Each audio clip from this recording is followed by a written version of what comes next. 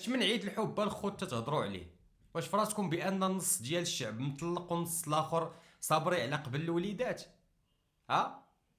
الناس متقفه واعيه تيديروا علاقات بيناتهم، تيبداو يبارطاجيو الفكر ديالهم، الثقافات ديالهم.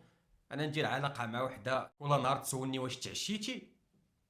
30 عام وانا تنتعشى اختي، اش اللي غادي يمنعني ذاك النهار ما نتعشاش؟ غنتسناك تعطيني تصريح؟ ولا كل نهار تصيفط لي التصويره ديال ولد خوها راسو كيطير موسى وخاصني ضروري نقول لها واو تبارك الله شحال كيوت الله يخليه لكم؟ اش هاد الحبس؟ فين هو الحب في هاد الشيء الخوت؟ فين كيبان لكم شي حب في هاد العلاقات اللي ديالنا حنا؟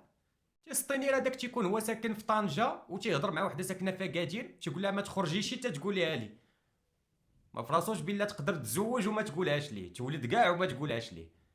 تتهضر مع وحده كاع الماطرة المغرب دوزاتو، بقى لها الموطور الثلاجه اللي ما ركباتش فوق بوحدو، تقول لها ما تخرجيش. تعصبون اش من حب، اش من صدق، اش من وفاء، اش من تتهضروا عليه؟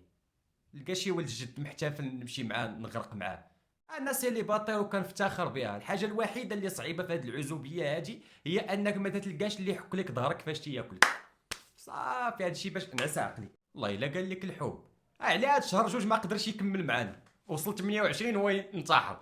كان 30 حتى هو عادي بحالو بحال كاع الشهور. قلت لامك نعس.